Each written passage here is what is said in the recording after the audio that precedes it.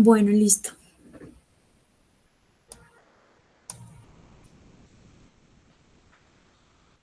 ¿Empiezo ya?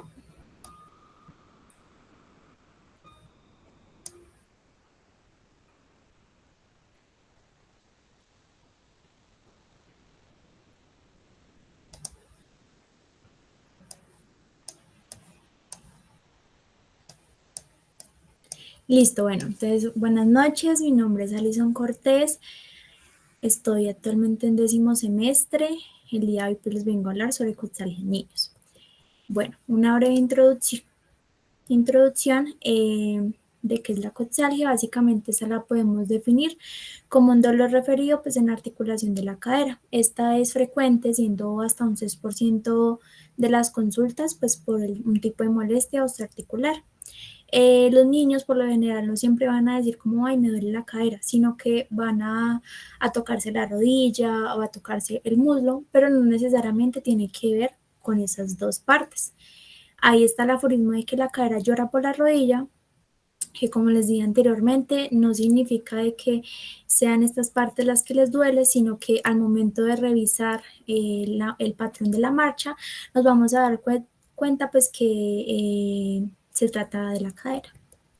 Listo, podemos tener causas desde un trauma hasta enfermedades específicas. Entonces, en el trauma podemos encontrar fractura de la pelvis, cadera, lesiones por sobreuso, maltrato infantil, que esas las podemos encontrar en cualquier edad. Infecciones como artritis séptica, tuberculosis articular, que también está en cualquier edad, en la parte inflamatoria como la sinovitis transitoria, la de más frecuente es de 3 a 10 años, la artritis reumatoide juvenil, en cualquier edad, en la parte neoplásica como la leucemia, la metástasis se puede encontrar en cualquier edad, los tumores de la familia de Ewing, el osteosarcoma y el osteoma osteoide en adolescentes. El neuroblastoma lo podemos encontrar en los lactantes y hematológicamente hablando podemos encontrar la anemia falciforme y la hemofilia, que eso también se puede presentar en cualquier edad. Enfermedades específicas como la enfermedad de Lechkel-Perthes, que esta es en edades como de 4 a 9 años, el deslizamiento epifisiario que está más que todo en de 10 a 16 años, necrosis ósea vascular en cualquier edad y la osteoporosis regional en los adolescentes. Bueno, entonces vamos a comenzar hablando de patologías como más frecuentes que pueden estar asociadas a la coxalgia. Entonces está la artritis séptica y la osteomielitis, que es como la causa más importante de dolor de cadera. Esta básicamente pues es clínica, el diagnóstico es clínico, pero pues se puede ayudar con las imágenes diagnósticas. ¿Qué síntomas va a tener este paciente? Puede tener fiebre, puede tener irritabilidad, puede tener pseudoparálisis del miembro afectado, puede tener dolor al movilizar pues esta extremidad y la disminución del rango de los movimientos articulares, especialmente en la rotación interna. Laboratorios como el hemograma es importante enviarlos porque pues, nos puede mostrar los leucocitos elevados, reactantes de fase aguda como la PCR, la BCHG, que esos son marcadores pues, de inflamación e infección. Imágenes como la ecografía pues, va a ser útil para mirar si hay derrame articular y para mirar si hay partículas de suspensión, que son las famosas llamadas pus. En la radiografía simple no va a ser muy útil en la etapa temprana porque pues va a mostrar como ahombamiento de la cápsula articular, aumento y desplazamiento de los tejidos blandos y en ocasiones va a mostrar un aumento del espacio articular, pero no va a mostrar lo característico de esta patología. Después de las 2 semanas es donde se va a ver realmente lo que queremos observar de esa patología, que es lo que es la reacción perióstica, erosiones centrales o marginales y la destrucción del hueso subcondial. Algo importante que tenemos que descartar es la artritis séptica neonatal de la cadera, que esto, como el mismo nombre lo dice, pues lo vamos a encontrar en recién nacidos que tengan alguna sospecha infecciosa sin etiología aparente. ¿Qué consecuencias puede tener si no se descarta o no se sospecha correctamente? Esta artritis puede tener consecuencias catastróficas como un daño en la fisis, daño en el cartílago articular, necrosis ósea o la famosa sepsis. Algo que leí era que la piomicitis eh, se, se puede comportar como una artritis séptica, pero la piomicitis es como una infección de la musculatura de la cadera. Esta es más frecuente en países pues, de clima tropical y pues han encontrado casos como en Chile. Y como el método diagnóstico, la herramienta diagnóstica es la resonancia magnética. Acá algo que decían es que ¿qué es mejor para diagnosticar por medio pues, de este aislamiento? Si es mejor tomar un hemocultivo o hacer una artrocentesis. Decía que básicamente si hacíamos un hemocultivo podíamos llegar a tener hasta el 50 o 70% de los pacientes positivos con artritis. Y la artrocentesis positiva, pues realmente nos podía orientar a un diagnóstico más certero hasta un 90% de los pacientes. Acá les traje un poquito de las características del líquido articular, que pues lo podemos tener desde claro a turbio, dependiendo del estado en que estemos, séptico, inflamatorio, traumático, que va a tener unos ítems o unos factores a evaluar, que es los leucocitos, los neutrófilos, la glucosa y la formación del coágulo. Acá el tratamiento empírico, pues para las infecciones osteoarticulares, lo traje pues adaptada a la dosis pediátrica. Entonces, pues menos de 3 meses, que esto va a incluir a los recién nacidos, puede usar la cloxacilina, la cefotaxima, la gentamicina. De 3 meses a 5 años podemos usar la cefuroxima, la cloxacilina, la cefotaxima. En niños de 5 años hasta adolescentes podemos usar la cefaloxina y como lo dijeron en anteriores charlas, es importante descartar la Neisseria gonorrea, que la podemos tratar con ceftriaxona. Listo. En la osteomielitis hay partes donde pues es más frecuente que D y hay partes que es menos frecuente que D. En la osteomielitis más frecuente es la del fémur proximal y la menos frecuente es la que es el hueso ilíaco, isquio o pubis. Estos en la radiografía simple realmente no van a mostrar alteraciones. ¿Por qué? Porque desde los 7 a 10 días pues no va a mostrar ningún tipo de alteración. Por ende, pues hay que ayudarnos de otras 2 herramientas diagnósticas como la resonancia magnética y la gammagrafía o la cistografía, como lo quieran llamar, para confirmar o descartar esto.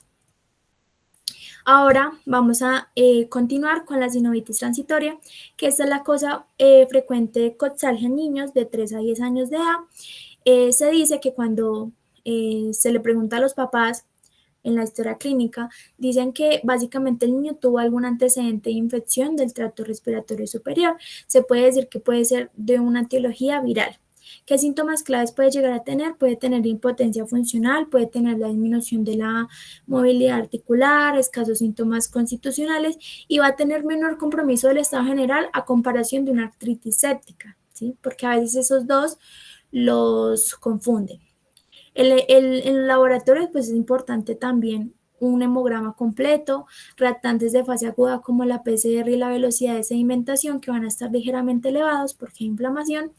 En las imágenes la radiografía puede ser normal o puede mostrar como un aumento del espacio articular y la ecografía puede mostrar derrame articular, pero por la artrocentesis se confirma que ese líquido que podemos observar va a ser estéril. Entonces, como les dije anteriormente, si la sinovitis transitoria y la artritis séptica se van a confundir, entonces Kocher planteó 4 factores y Cole agregó el quinto.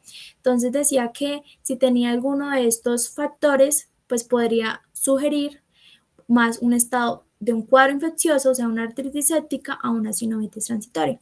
Entonces era fiebre mayor de 38.5 de 38.5 grados, la incapacidad de cargar peso en la cara afectada, la velocidad de sedimentación mayor de 40 milímetros hora, los leucocitos mayor de 12.000 y Cole le agregó la proteína C reactiva que es mayor de 1.2 miligramos decilitro o 10 a 20 miligramos litro. El pronóstico realmente es bueno, este va a ser de 7 a 10 días, no va a dejar secuelas y pues tiene una recurrencia cercana al 15%, esa se va a indicar un reposo adecuado y una analgesia. Ahora, otra causa es la enfermedad de Leckel-Perthes, que o bien llamada la necrosis avascular idiopática de la cabeza femoral. Esta es más frecuente en niños de 5 a 8 años de edad. La incidencia va a ser variable, que va a estar desde el 0.2 al 19% de los casos por cada 100.000 niños. La etiología sigue siendo desconocida, pero se dice que pueden tener factores ambientales y tener factores genéticos. La relación 5:1 o 4:1, dependiendo de dónde lo veamos, siempre va a tener predominancia en los hombres. ¿Listo?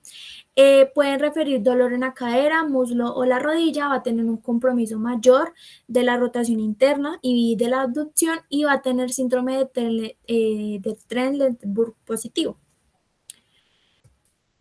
Este se va a dividir en 4 etapas, que va a ser la necrosis, la fragmentación, la rosificación y la reparación. Entonces, en la necrosis, básicamente va a haber una interrupción del aporte vascular y necrosis ósea, que acá la cabeza femoral va a estar vulnerable a las fuerzas que se van a ejercer sobre ella. Va a existir un aumento del espacio articular, que es el signo de Waldersen, y que es el secundario a una fractura escondral, que es el signo más precoz. En la fase de la fragmentación, esta dura alrededor de 12 meses y es en esta etapa pues cuando se va a producir la deformidad de la cabeza femoral. En esta ocurre el proceso de reabsorción del hueso necrótico, van a aparecer islotes densos que van a estar entre los centrales y los centrales se van a condensar y los laterales van a sufrir como un tipo de osteólisis, produciendo un tipo de imagen atigrada, que ahorita les voy a mostrar. La fase de reosificación dura alrededor de 3 a 5 años. Básicamente ocurre que la epífisis va a estar invadida por vasos. Estos se van a reabsorber. Se van a reabsorber los islotes densos y van a formar un tejido óseo. Se va a iniciar como la reparación con desaparición de la osteólisis metafisiaria y en la parte de la reparación o la curación, pues básicamente podemos decir que se va a producir como una sustitución de ese hueso necrótico por un hueso de nueva formación. Este hueso pues básicamente se puede remodelar o adaptar a la cabeza femoral. Entonces, como les decía anteriormente, en la radiografía podemos ver pues un signo precoz que es la fractura subcondrial en la proyección del Locke-Stein y en las fases tardías podemos ver ya la necrosis de la cabeza femoral. El pronóstico depende de la edad. Decían que a menor edad es mejor pronóstico y a mayor edad es peor pronóstico porque estamos en todo ese proceso de la maduración ósea. El peor pronóstico también lo podemos determinar con el compromiso del tercio lateral de la cabeza femoral, que está la clasificación de Herring, también está la clasificación de Caterral, pero pues la que más se usa es la de Herring. Entonces, acá primero vamos a ver la división normal, o sea, cómo se ve normalmente, que está la cabeza del fémur en pilares laterales, en los mediales y los centrales. ¿Listo? Entonces, en el grupo A, en la clase A, la altura del pilar lateral va a ser normal, pero puede haber reducibles y esta es la famosa imagen atrigrada, que no va a haber pérdida de la altura, va a ser un buen pronóstico. En el grupo B va a tener una pérdida de la altura del pilar lateral, pero menos del 50% de su altura normal. El segmento central puede estar más hundido, pero pues en sí no pierde más del 50% de su altura.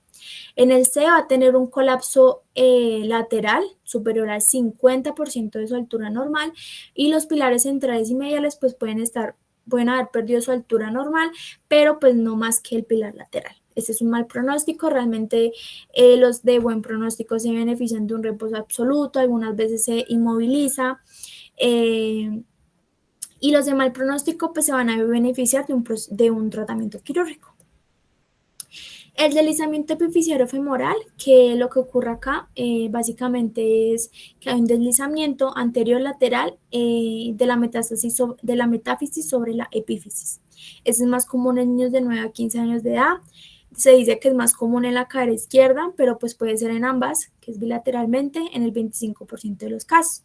¿Qué síntomas podemos llegar a tener? Que puede tener dolor en la cadera, en el muslo, en la rodilla, puede tener cojera, a veces puede tener la incapacidad de caminar o también la dificultad para la rotación externa.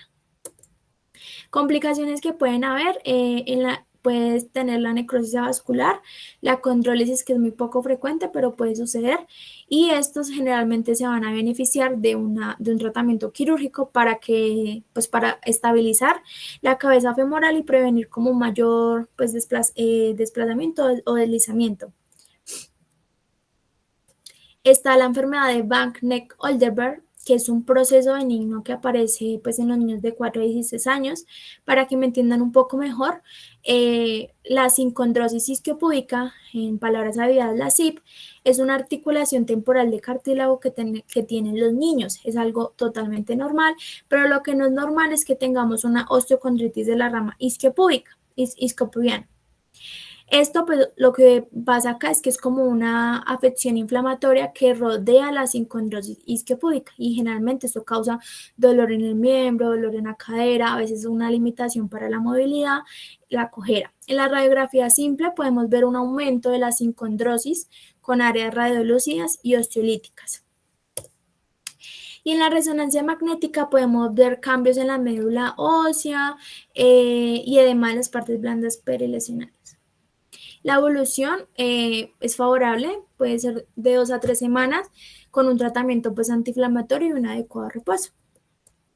Listo, entonces en otras causas tenemos enfermedades reumatológicas como la artritis idiopática juvenil, que pues esta van a presentar coxalgia hasta un 30-50% de los casos. Generalmente esta es bilateral, van a presentar como una incidencia de 6 por 100.000 niños y se van a presentar entre las edades de 7 a 12 años.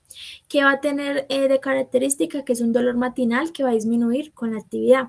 En la radiografía no va a mostrar como alteraciones en un inicio, pero en la ecografía y en la resonancia sí van a mostrar. En la ecografía puede mostrar derrame articular de la cadera y en la resonancia nos puede evidenciar una proliferación sinovial. Cabe resaltar que como son enfermedades reumatológicas se remiten al especialista y él hace el correspondiente pues manejo, enviar anticuerpos y demás. En el trauma, pues es poco frecuente la incidencia pues, del trauma en los niños menores de 10 años. Cuando hay, pues se dice que son secundarias a un tipo de mecanismo de energía, sea accidentes automovilísticos, caídas de altura y demás.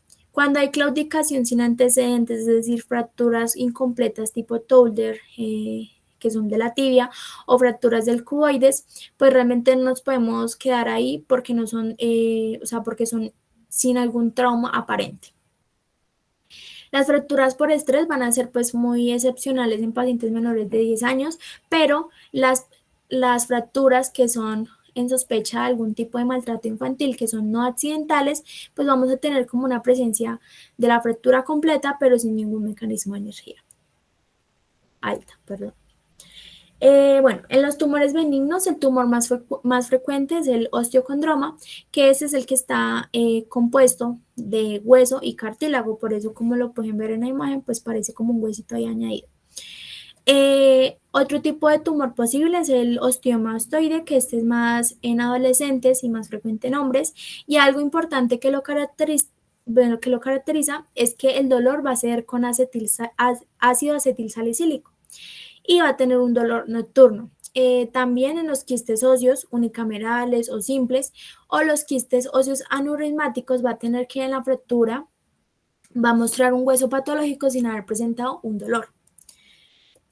Los tumores malignos como el sarcoma de Ewing, el osteosarcoma, el sarcoma de partes blandas o leucemia, estos se van a ubicar la mayoría cerca de la fisis, con gran potencial de crecimiento e irrigación como el fémur distal, tibia proximal o húmero proximal. Y acá pues está como el aforismo de que cerca de la rodilla, lejos del codo.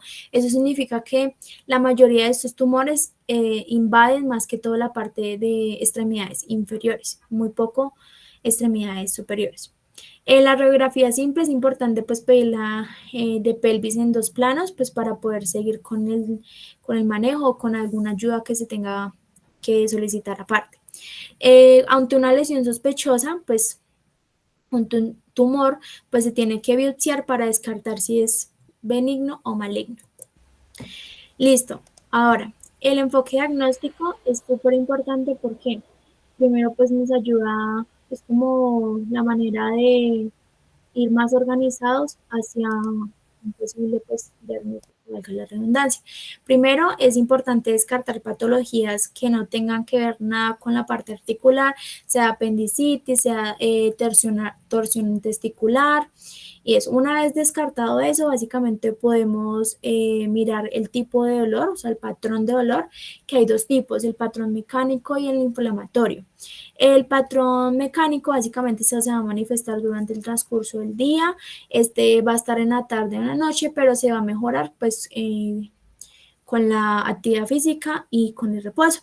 A contrario del inflamatorio, este se va a presentar desde que se despierta, se asocia a la rigidez matinal y va a mejorar pues en el transcurso del día, pero va a empeorar con el reposo. También es importante mirar la forma del inicio del dolor, que puede ser agudo, subagudo, crónico, que en los procesos sépticos o traumáticos el dolor puede ser intenso y de forma aguda. En los estados inflamatorios, excluyendo la sinovitis transitoria, pues el dolor puede ser de forma larvada, o sea, oculto, y en algún momento inicia de manera espontánea. Este es el signo de Trendelenburg positivo en una niña, que pues probablemente es súper fundamental evaluarles las marchas, que puedan llegar a continuar una Coxa-Vara, como es la enfermedad de Perters y del deslizamiento epifisial. Listo, también es importante mirar el patrón horario del dolor, o sea, en qué momentos del día es más intenso o menos intenso. Si es más intenso en la noche, podemos hablar que nos podemos tener la sospecha de que puede ser un proceso neoplásico. Mirar si la coxalgia es intermitente o continua, pues nos puede hablar de que si no cambia alrededor del día, podemos hablar de un proceso infeccioso. También es importante indagar la fiebre, cuánto dura, cómo ha sido. Si tiene febrícula continua, podemos hablar de infección, y si tiene febrícula intermitente, podemos hablar de neoplasias o algún tipo de inflamación. También es importante tener en cuenta los síntomas constitucionales, que es como la pérdida de peso asociada como al tipo de dolor que el niño tenga, y que pues a la pérdida del peso y a un dolor que lo acompaña, podemos sospechar que puede llegar a tener un proceso neoplásico. Antecedentes familiares o personales relevantes, es importante preguntar. ¿Por qué? Porque los papás pueden llegar a tener antecedente de leucemia, alguna alteración de la línea celular o alguna enfermedad. Este es como un cuadro donde nos puede llegar a decir la presencia e intensidad de las diversas características según la causa que podamos llegar a tener. Entonces podemos llegar a tener desde trauma, que va a ser el dolor, la cojera, un antecedente de trauma, el dolor con los movimientos activos y pasivos. En la infección también puede llegar a tener fiebre, dolor, cojera, antecedente de trauma, dolor con los movimientos activos y pasivos. En la sinovitis transitoria van a haber pues más como fiebre, dolor, cojera, antecedente, trauma, dolor con los movimientos activos y pasivos, y así.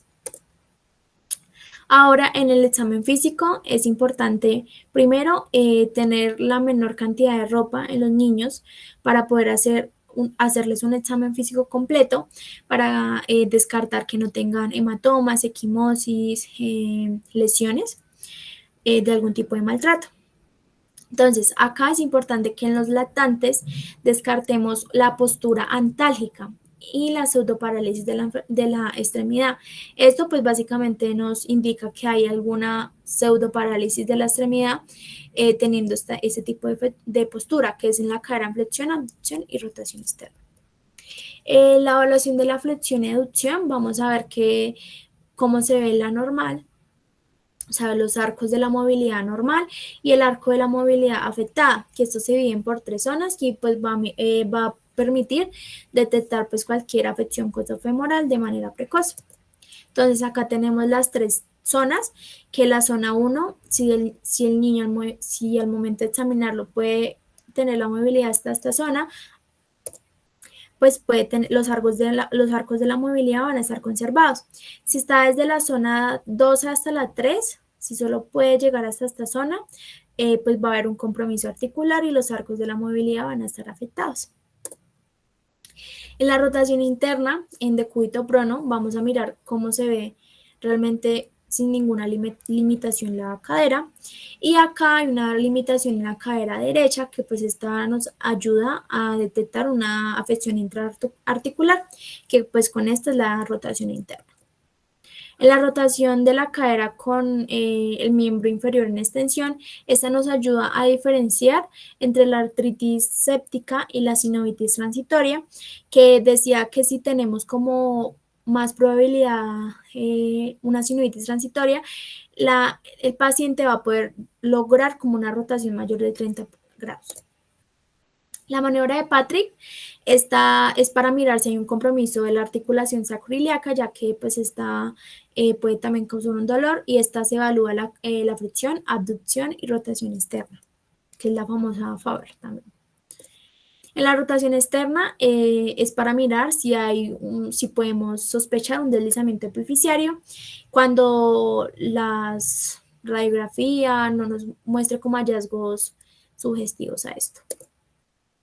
Imágenes diagnósticas como la radiografía simple, pues esta es la que se envía literalmente para todo de principio, porque es, como lo dijimos, como lo dije, pues la que es la más económica, es más sensible y específica para varias enfermedades, está indicada para pérteres, deslizamiento epifisiario, maltrato infantil, artritis séptica, pacientes con seguimiento de una osteomielitis y el osteomastoide. Desventajas es que es poco sensible pues para detectar cambios tempranos en la sinovía o en el cartílago. En la ecografía, este va a estar, pues, va a tener un estudio de elección, pues, para derrame articular. Ventajas, que es que no es invasivo, tiene bajo costo. Desventajas, es que es dependiente del operador, es poco específico. Además de esto, no puede diferenciar entre inflamación e infección. La gammagrafía o cistografía es un estudio de elección para la osteomielitis y las fracturas ocultas, que qué ventajas puede llegar a tener, es que es altamente sensible para detectar ese tipo de lesiones, y desventajas es que hay poca disponibilidad, hay radiación, o sea, no se dice que hay en cantidades exageradas, pero hay un tipo de radiación. En la resonancia magnética es un estudio de elección pues, para la enfermedad de Pertes en etapas tempranas, para la necrosis ósea vascular, para el edema medular óseo, para el tumor de tejidos blandos y abscesos. ¿Qué ventajas puede llegar a tener? Tiene una alta resolución pues, para los tejidos blandos. ¿Qué desventajas? Requiere sedación. ¿Por qué? Porque todo esto es bajo anestesia, porque los niños para este estudio realmente necesitan estar quietos y pues un niño se mueve demasiado para ese tipo de exámenes. Es un alto costo y pues poca disponibilidad. Acá les traje un tipo de algoritmo diagnóstico que inicia entonces en el dolor agudo versus el crónico. Entonces primero les voy a explicar el agudo. Entonces tenemos el dolor agudo, que vamos a preguntar si tiene fiebre o no tiene fiebre. Si tiene fiebre vamos a enviar reactantes de fase aguda, rayos X y hemocultivos. Si no tiene fiebre, vamos a preguntar si tiene antibióticos previos. Si tiene antibióticos previos, se le hace el mismo algoritmo que sería como si se le fueran a enviar reactantes de fase aguda, rayos X y hemocultivos. Listo, hasta ahí. En los reactantes de fase aguda, en esta parte, si esto es normal, vamos a considerar una sinovitis transitoria y se deja como una observación. Si hay dudas o creemos que esto está alterado, vamos a enviar una ecografía más una artrocentesis o artrotomía, donde pues nos va a decir si hay derrame o no derrame. Entonces, si hay derrame y es positiva para germen, se le inicia antibióticos. Si es negativa para germen, se considera una sinovitis transitoria, igualmente como si no hubiera derrame. Acá en la parte de los antibióticos previos, si no tiene antibióticos previos, se va a considerar trauma, maltrato infantil, condrólisis, sinovitis transitoria, anemia falciforme, osteonecrosis vascular. Y en la parte crónica vamos a considerar enfermedad de Perters, deslizamiento epifisiario, osteoporosis regional, leucemia, osteomastoide, metástasis y tuberculosis articular. Listo, esas son mis referencias. Y acá les traje una frase que es que los niños muchas veces no pueden decir con palabras lo que sienten, pero su cuerpo siempre habla. Escuchar su dolor es observar cómo se mueven, cómo caminan, cómo dejan de jugar. Muchísimas gracias.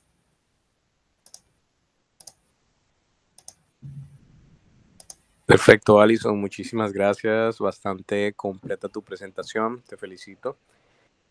No sé si hay alguna pregunta hasta ahí, dudas.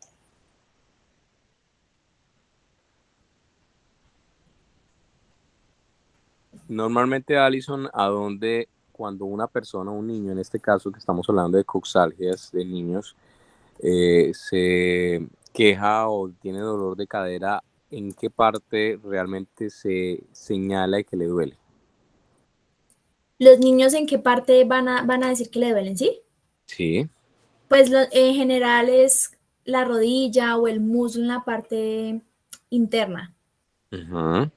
Ok, perfecto. ¿Sabes por qué? Eh, uy, no, doctor, la verdad no. O sea, decía que como toda esa parte está conectada, pues, y como los niños no son específicos para decirnos, pues ellos señalan por la irradiación del nervio, ¿sería? Sí, así es. Entonces hay una ley que se llama la ley de Hilton. La ley de Hilton es que el dermatoma del nervio que circunda a la articulación afectada transmite el dolor o la afectación de esa articulación a su respectivo dermatoma. Entonces normalmente ustedes van a ver que la articulación, el nervio que por lo general está pegada a la articulación coxofemoral es el nervio aductor, el nervio obturador, perdón. Y ese nervio obturador va a inervar la región de los aductores, es decir, la cara interna del muslo. Entonces, normalmente el dolor de las caderas no son referidos inicialmente en la cadera. Puede el paciente referir algo de molestia en la región inguinal, pero por lo general es un dolor que se irradia, que se va a la cara interna del muslo, casi hasta la rodilla. Entonces, la expresión que se utiliza en ortopedia es que la rodilla, la cadera no llora, no llora en la cadera, sino llora en la rodilla. Entonces, cuando ustedes tengan un paciente, un niño en este caso, un adolescente que le duele el muslo, pues no deben pedirle radiografías de fémur ni de rodilla, deben pedir radiografía de cadera, ¿vale? Sí, señor. Eso. ¿Preguntas? ¿Allá había alguna pregunta por ahí? Y no, ¿No? Acá nos pregunta Laura. Espérame a ver. No. Laura, si estás conectada y puedes decir no, te puedes conectar sin problema para que transmitas la pregunta. acá dice, si quieres te la leo, dice, buenas noches, yo tengo una pregunta. ¿Cómo se puede diferenciar una sinovitis transitoria de la enfermedad de Perters en etapas iniciales? Ok, bueno, muy bien. ¿Cómo crees tú, Alison? Eh, pues realmente las dos, es que no, a ver. Primero, la típica de la sinovitis va a estar como entre los 3 a 10 años, la PERTE se manifiesta de los 6 a 8 años, la sinovitis transitora puede tener un dolor de inicio agudo, o sea, puede ser súbito, y la PERTES puede ser como a medida del tiempo, o sea, que sea progresivo. La duración del PERTES puede durar más tiempo que la sinovitis. Sí, La fiebre, pues en la pertes no hay, en la sinovitis puede haber, porque pues esta se puede confundir con una artritis séptica. Y sí. en la sinovitis transitoria hay un antecedente que es la de la infección del tracto respiratorio y que en la de pertes pues no es común realmente. Eso, entonces, Eh, eso que acabas de nombrar es supremamente importante porque por lo general las enfermedades que son infecciosas o las condiciones infecciosas como la artritis séptica y las sinovitis transitorias están asociados a cuadros virales. Por ejemplo, la sinovitis transitoria, el paciente tuvo un pico febril asociado al dolor de la cadera por un antecedente de un cuadro respiratorio viral. El paciente pudo haber tenido una neumonía viral, pudo haber tenido una bronquiolitis, pudo haber tenido cualquier cuadro respiratorio viral y como consecuencia de eso se genera un proceso inflamatorio de la cápsula sinovial de la articulación de la cadera. Entonces el paciente debuta con fiebre, porque es una condición que es netamente infecciosa. El PERTES, como tú muy bien lo nombras, es una condición mecánica de necrosis avascular idiopática que por lo general no debuta con fiebre y que por lo general se presentan asociados a algunas otras condiciones, ¿sí? Entonces, por lo general asociados a algunas comorbilidades, algunos problemas hormonales, algún tipo de hipogonadismo, asociado a algunas enfermedades vasculares, entonces se pueden presentar. Entonces, esa es la diferencia de, digamos que más notoria de la sinovitis transitoria, que es una condición muy, como su nombre indica, transitoria, pasa el dolor en de 3 a 5 días, mientras que el PERTES puede inclusive durar hasta 3 años, de 3 a 5 años en su fase de remodelación. Listo. ¿Qué otra pregunta tienen, muchachos?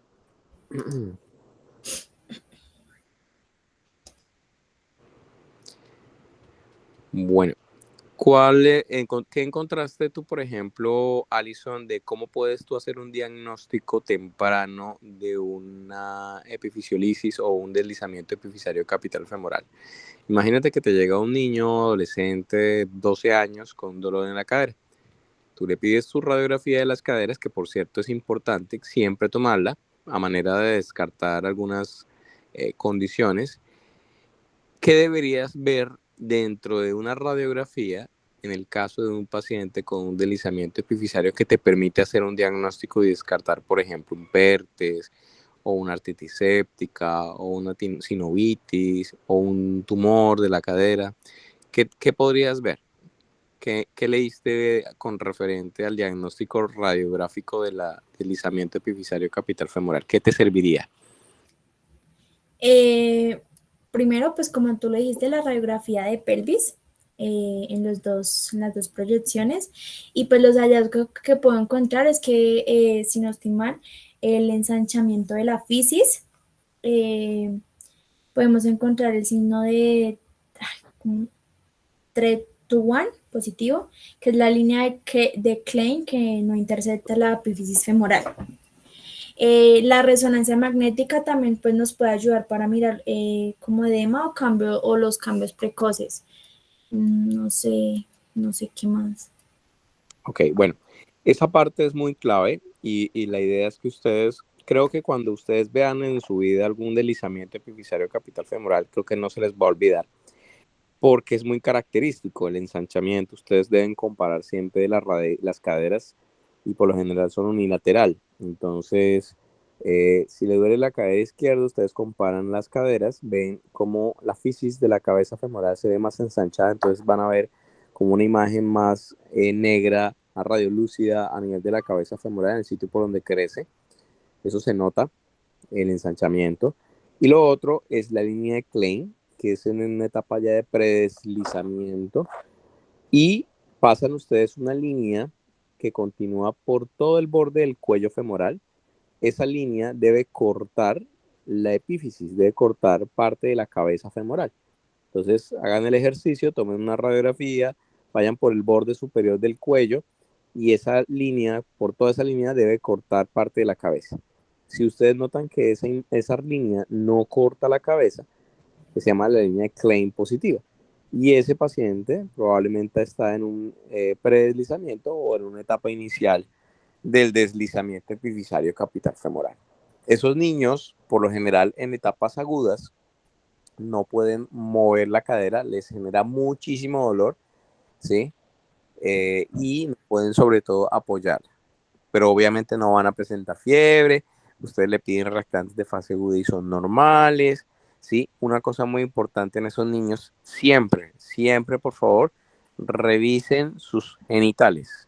Si es un niño varón, que habitualmente afecta más al niño varón que a la niña, pueden tener hipogonadismo. Entonces van a encontrar o ausencia del descenso de los testículos o van a encontrar un micropene o un pene muy poco desarrollado. Esa alteración hormonal que por lo general va también de la mano con un hipotiroidismo congénito o con cualquier otro tipo de desorden hormonal puede estar asociado a un deslizamiento epifisario capital femoral.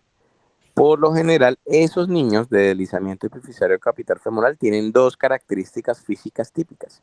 Entonces, o puede ser un niño gordito, entonces van a ver ese niño gordito, cachetoncito, con la carita de luna llena y demás, ¿sí? Chaparrito, ¿sí? Ese es Ujú. un fenotipo característico del deslizamiento epifisario con un dolor en su cadera, ¿sí? O puede llegar al otro extremo de ser un niño longilíneo, largo, muy delgado, flaco, ¿sí? Con sus brazos muy largos, ¿sí? Ese niño también tiene el fenotipo del deslizamiento epifisario capital femoral. Pero por lo general el fenotipo es más del niño gordito, eh, con la carita redondita y demás. Y siempre revisar sus genitales para descartar la presencia de hipogonadismo, que lo que hace es, al estar presente, pues inmediatamente les hace pensar en que están frente a un deslizamiento.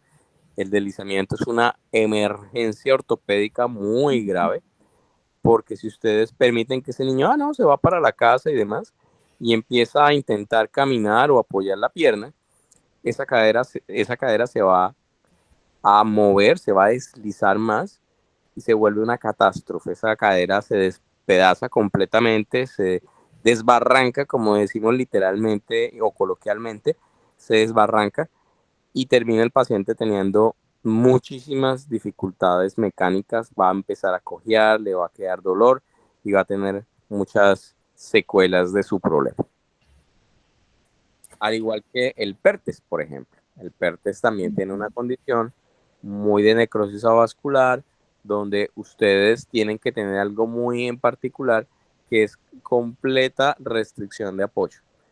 Ni tanto en el PERTES como en el deslizamiento le pueden permitir al paciente que retome su vida cotidiana, de que juegue, de que corra, de que camine o que apoye la extremidad, porque esa condición hace que esa cadera se deforme y al deformarse ya queda con una secuela de por vida y probablemente puede necesitar cirugías muy grandes, reconstructivas, que hacemos los ortopedistas pediátricos buscando un poco de reorganizar esa cadera y que puede mejorar un poco la funcionalidad. Listo. ¿Qué otra pregunta tienen?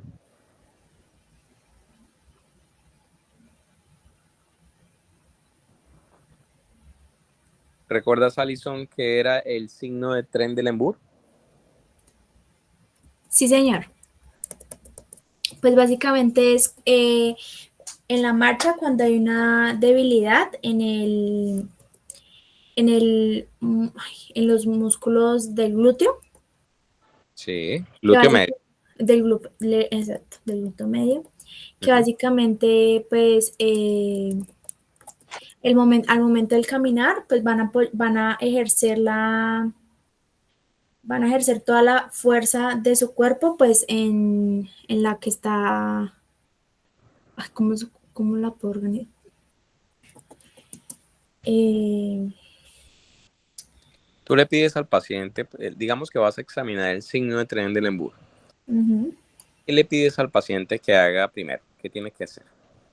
Que se apoye pues sobre la pierna eh, que está, o sea, se pide Ujú. que bueno, sí, que alce la pierna, o sea, se apoye sobre una pierna y pues se mide hacia qué lado se va a inclinar, básicamente. Ok, supongamos que el paciente tú le pides que se pare en la pierna derecha, ¿cierto? O sea, hace apoyo monopodal. Dice, Ujú. levante su pierna izquierda y apóyese solamente en la derecha. Cuando tú le pides eso al paciente, tú estás valorando la derecha o la izquierda. La izquierda. O sea, la que está en el aire o la que está sobre el suelo. No, perdón, la derecha, La derecha, la que ok. está en el suelo. La que está haciendo el apoyo. Sí, señor. Ok. ¿Y cuando es positivo un Trendelenburg? Por insuficiencia del glúteo medio. Ujú. ¿Qué verías tú al examen físico como positivo? Para tú decir, ah, sí, es un Trendelenburg positivo. Eh, que pues el paciente pues que primero la postura va a estar como inestable, o sea, va a caminar de forma como coja, se puede decir, va a tener un tipo de cojera y la parte afectada es la que se va a inclinar, ¿sí? No, ¿sí? Ok. Normalmente cuando ustedes estén valorando un paciente que tiene una sospecha de algún problema en su cadera, sea cual sea la patología, en especial los problemas mecánicos, PERTES, deslizamiento epifisiario capital femoral, el signo característico es el Trendelenburg. Entonces le piden al paciente, ustedes se hacen por detrás del paciente, le piden al paciente que se apoye en una pierna, en la pierna que van a valorar, apoyo monopodal. Entonces pongamos que es la cadera derecha, el paciente levanta la pierna izquierda, se apoya solamente en la derecha y el signo de Trendelenburg es positiva cuando la hemipelvis del lado izquierdo, ¿sí?, no se puede mantener arriba, sino que de un momento a otro, cuando se hace el apoyo monopodal, esa hemipelvis izquierda cae. Entonces ustedes van a ver esa cadera más bajita, o sea, la que está en el aire, más bajita que la cadera que está apoyada. ¿Eso que indica? Que el músculo glúteo medio de la cadera derecha es insuficiente para mantener a la cadera izquierda elevada. Ese es el signo de Trendelenburg. ¿Listo? Y Okay. por lo general se sirve para valorar esa que está en el suelo, que está haciendo el apoyo. Pero hay una marcha que se llama la marcha de Trendelenburg. ¿Qué pasa cuando nosotros tenemos las dos caderas afectadas? Entonces hay una insuficiencia de los glúteos medios de los dos lados y cuando el paciente va caminando empieza a bascular la pelvis y se llama la marcha del pato. ¿Sí? No sé si han visto un pato caminar, ¿sí? Sí. Se han detallado. Entonces empieza a mover la colita el pato. Así sucede en los pacientes que tienen marcha en Trendelenburg, es decir, tiene insuficiencia de los dos glúteos y empieza a mover la caderita de un lado para el otro. Entonces empiezan a caminar y se dice muy chistoso, llama mucho la atención, es muy peculiar, pero realmente esa marcha es una marcha muy patológica y que indica que esos glúteos medios están insuficientes, están débiles y probablemente son secundarios a los problemas mecánicos de la cadera, sea una necrosis vascular, sea una enfermedad de Pertes o en su defecto sea un deslizamiento epifisario capital femoral o alguna secuela de alguna de las otras enfermedades, como por ejemplo una secuela de una artritis séptica, una secuela de un tumor que haya destrozado, dañado la cadera, etcétera, etcétera. Entonces, ese signo es muy importante para el diagnóstico de los problemas de cadera. ¿Listo? ¿Qué encontraste del signo de Dreman? ¿Leíste algo del signo de Dreman? No, doctor, la verdad no. Bueno, el signo de Dreman es el signo patoneumónico de los deslizamientos epifisarios capital femoral. Digamos que signo es característico, estamos hablando ya de un deslizamiento crónico, es decir, un paciente que ya tiene más de un mes con un dolor en la cadera, no le pusieron atención y el paciente empieza a mantener dolor en la cadera, pero puede apoyar, ¿sí? Entonces, ¿qué hacen ustedes para saber? Entonces, acuestan al paciente boca abajo, ¿sí? Y en el momento en que, boca arriba, en el cúbito supino, y empiezan a flexionar progresivamente la cadera, ¿sí? En el momento en que ustedes van flexionando la cadera, la extremidad y en flexión la extremidad empieza a hacer de forma muy espontánea una rotación externa. Entonces, digamos que se pone como en una posición de 4, ¿sí? Esa Ujú. posición de rotación externa de la cadera en la medida en que se va flexionando la cadera se llama el signo de Dreman. Ustedes intentan en esa flexión de la cadera dar una rotación interna y es imposible. El paciente tiene bloqueada la rotación interna, no pueden rotar hacia el otro lado de la cadera. Eso nos apoya de que hay un deslizamiento ya establecido y que probablemente ya hay una secuela de un problema en esa cadera secundaria al deslizamiento epifisario capital femoral. Y si seguramente ustedes ponen a caminar al paciente y le hacen Trendelenburg, probablemente va a ser un Trendelenburg positivo y una marcha de Trendelenburg positiva, es decir, va a tener una marcha en pato positiva. Entonces, ese es el signo de Dremann. Lo puedes buscar si quieres ahorita para que tengas una idea de cómo se hace la prueba, para que puedan saber clínicamente si el paciente está con una secuela de un deslizamiento epifisario capital femoral. ¿Vale? Eso sí es súper importante. Entonces, en resumen, ¿cuál crees tú, Alison, que sería lo importante para hacer un buen diagnóstico de una cadera en un niño? ¿Qué le pedirías? ¿Qué le dirías a la jefe? ¿O cuáles serían tus órdenes médicas para poder diagnosticar cualquiera de esas patologías que tú estás diciendo? ¿Cuál sería tu orden mental de cosas? ¿Qué le harías? ¿Qué le pedirías? ¿Qué le harías? Pues primero, como lo más importante es el examen físico, pues primero se le envía como el hemograma completo, los reactantes de fase aguda, el rayos X, eh, y pues ahí se empezaría como a mirar a partir de esos exámenes de la radiografía, tener un buen examen físico, poner al paciente a caminar. Uh-huh. Entonces, lo primero es, recuerda, tienes que hacer una muy buena historia clínica, un poco de cuánto tiempo de evolución tiene, desde hace cuánto le duele, ¿sí? ¿Dónde es el dolor? ¿Sí? Porque la gente dice es que le duele la cadera y le pregunta a la mamá y el niño se toca la columna o se toca la región lumbar o se toca el glúteo.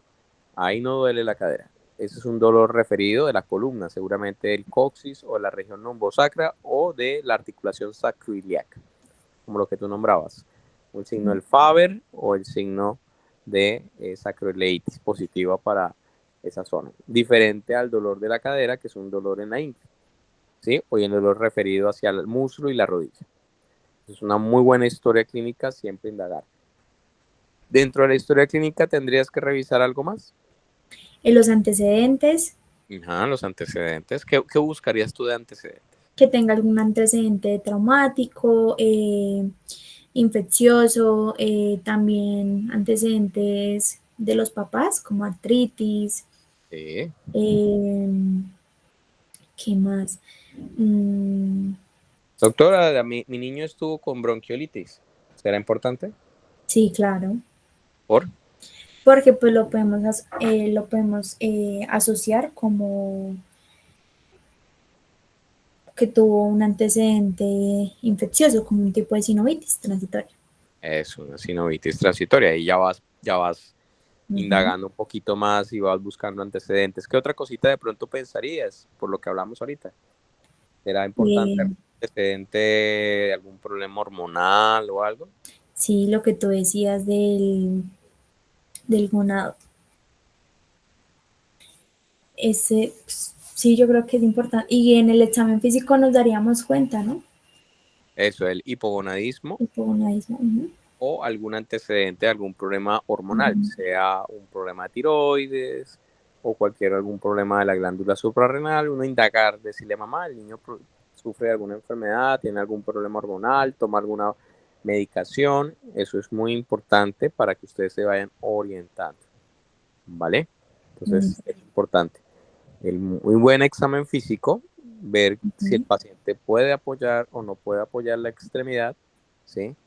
Recordemos los criterios de Kosher para artritis séptica, por ejemplo. Sí. Hay un criterio donde el paciente no puede apoyar la extremidad. Sí, tienen capacidad para cargar. Exactamente, más si ha tenido fiebre. Tú le preguntas, mamá, el niño ha tenido fiebre.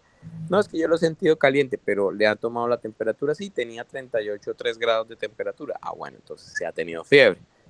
¿Qué te hace pensar eso? Que debes ir sobre la línea de las infecciones o de los procesos inflamatorios.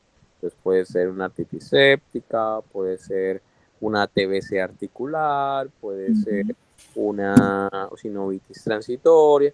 No, pero el paciente no ha tenido fiebre, entonces tú dices, bueno, me puedo ir por este lado, como mostraste en el algoritmo que tú tenías, ¿vale? Sí, Vas sí. pensando.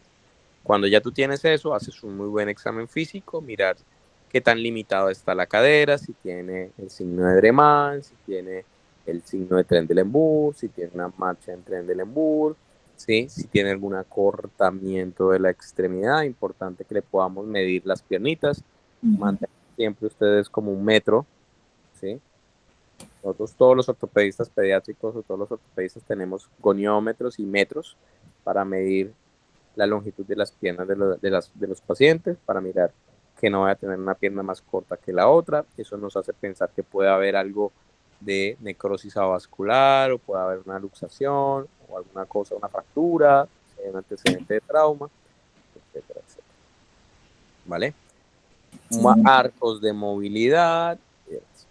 Y ya como último entendimiento, descartas pidiéndole un hemograma, una velocidad de sedimentación globular y una PCR, pensando en eso infeccioso, y le pides una imagen para descartar los problemas mecánicos, PERTES, deslizamiento, ya sabes que tienes que ir a buscar en la radiografía, el aplastamiento de la epífisis en la necrosis avascular o una disminución del tamaño de la epífisis, y si es un deslizamiento, el signo de Klein, el signo de Steele, que es otro signo también, para poder descartar el deslizamiento epifisario capital femoral. ¿Vale? Y si tienes alguna otra duda y tienes el recurso, pues puedes pedirle lo que tú quieras. Una resonancia magnética sería lo ideal. Que no, que tengo la medicina nuclear, pues le puedo pedir una gamografía. Claro que le puedes pedir. Que tengo un tomógrafo y le puedes pedir un tomógrafo. Pero siempre tratando de utilizar los recursos básicos, lo que tienen a la mano. Todos van a trabajar en un hospital de tercer nivel y tienen resonador, pero por lo menos poder hacer un diagnóstico con lo que tengan a la mano. Y uno de los recursos, además de la radiografía, puede ser, por ejemplo, un ultrasonido. Entonces, si tienen un radiólogo, pidan que por favor les haga una ecografía para descartar que tenga o sangre o pus dentro de la articulación. ¿Vale? sí, señor.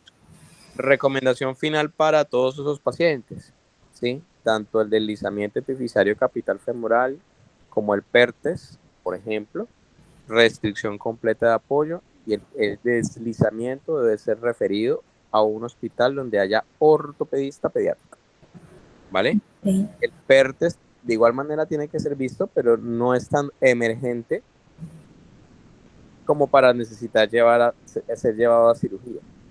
Pero el deslizamiento sí, es una emergencia quirúrgica.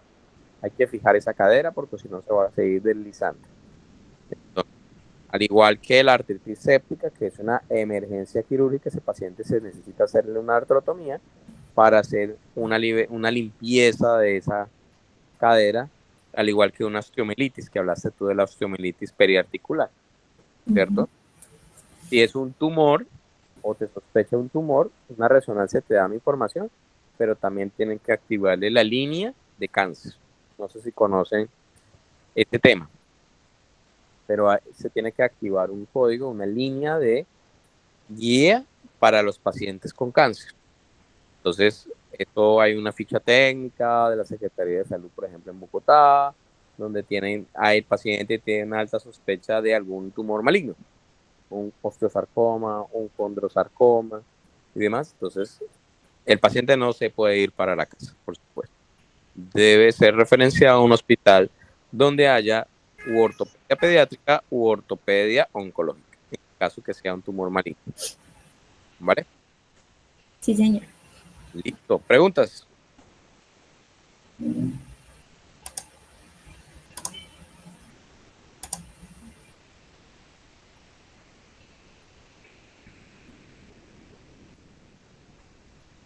Preguntas, dudas, inquietudes. Creo que ahí hicimos como un repasito de todas las condiciones. Te felicito, Alison, lo abordaste muy bien. Creo que es un tema bastante extenso, pero creo que lo pudiste empalmar muy bien. Lo importante es que ustedes se vayan con la idea de tener como una idea en la cabeza de qué deben hacer desde el examen físico, desde la historia clínica, pasando por antecedentes, motivo de consulta, un muy buen examen físico, y ya cuando tengan una idea alta de qué se trata, le seguían pidiendo lo básico, un gramo, una PCR, un BCG y su radiografía de caderas básica, ¿sí? Y ya con eso ya van descartando otras cositas y te vayan orientando a lo que tienen que hacer. Si te puede mandar para la casa o si definitivamente el paciente tiene que ser llevado a cirugía. Listo. Perfecto. ¿Preguntas, dudas? Veo que no hay dudas, inquietudes. No, señor. Listo. Bueno, nada, muchachos, entonces ojalá hayan aprovechado esta charla y nos vemos entonces en la próxima reunión, ¿vale? Muchas gracias. Gracias, Doc.